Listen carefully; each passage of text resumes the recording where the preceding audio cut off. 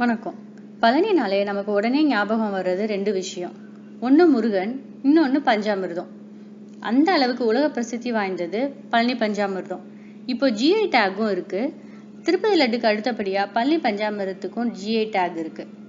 பஞ்சாமிர்தம்னா பஞ்ச அமிர்தம், அதாவது 5 பொருளால் ஆன அமிர்தம்னு பேரு. வாழைப்பழம், வெல்லம், தேன், நெய், ஏலக்காய் தான் அந்த 5 பொருட்கள். இந்த 5 பொருளும் எப்படி நமக்கு அமிர்தமா மாறுதுன்னு சொல்றேன். பழனியில இருக்க நவபாஷான முருகன் சிலையோட மகிமையை பத்தி நம்ம எல்லாருக்குமே தெரியும். அத போகர்ங்கிற சித்தர் 9 பாஷாணங்களை, அதாவது விஷங்களை கலந்து உருவாக்கினார். மனித உடல்ல இருக்கிற எல்லா நோய்களுக்கும் ஒரே மருந்து இந்த நவபாஷாணம் தான். இந்த நவபாஷாணத்தோட மருத்துவ மகிமைய மக்களுக்கு எப்படி கொண்டு போய் சேர்க்கிறது? அதுக்கு போகர் கண்டுபிடிச்சதுதான் பாலாபிஷேகமும் பஞ்சாமிர்த அபிஷேகமும். நவபாஷாணத்தினால ஆனதுனால முருகன் சிலை எப்பவும் கதகதப்பா இருக்கும். அதனால முருகனை குளிர்விக்க பாலாபிஷேகமும் பஞ்சாமிர்த அபிஷேகமும் செய்வாங்க. அந்த பாலையோ பஞ்சாமிர்தத்தையோ மக்கள் சாப்பிடும்போது நவபாஷாண சிலையோட மருத்துவ குணம் நம்ம உடல்ல கலந்து நமக்குள்ள இருக்கிற நோய்களை குணப்படுத்தும். அதோட சாமிக்கு இரவு நேரத்துல போடுற ராக்கால சந்தன காப்பும் ரொம்பவே மருத்துவ குணம் நிறைஞ்சது.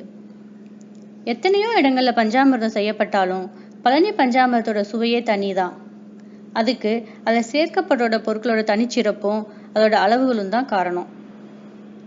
இதுக்கு சிறுமலை வாழைப்பழத்தை தான் பயன்படுத்துறாங்க. இந்த சிறுமலை பழம் பழனி மலைகள்ல அதிகமா விளையும். விருப்பாட்சி வாழைப்பழம்னு இதுக்கு பேரு. பார்க்க சின்னதா இருக்கும். இந்த பழத்துல தண்ணி அளவு ரொம்ப கம்மியா இருக்கிறதுனால பல நாள் வெளியே இருந்தாலும் பஞ்சாமிர்தம் கெடாது. அடுத்து காங்கை ஏரியால கிடைக்கிற கண்டசேரி சர்க்கரை, தேன், நெய், ஏலக்காய் இது எல்லாம் சரியான அளவுல கலந்து பஞ்சாமிர்தம் செய்யறாங்க. சுவைக்காக இதுல பேரிச்சம்பழம், கிஸ்மிஸ், கல்கண்டும் அவங்க சேர்க்கிறாங்க. முன்னாடி சொன்ன 5 பொருளுமே தனித்தனியாவே மருத்துவ குணம் நிறைஞ்சதுதான்.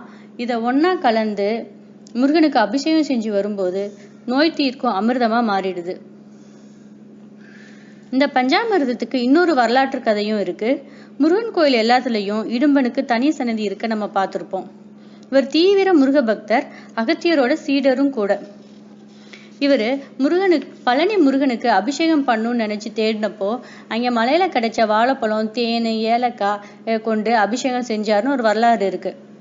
அதனாலதான் பழனியில பஞ்சாமிர்தம் பிரசாதமா கொடுக்கப்படுது.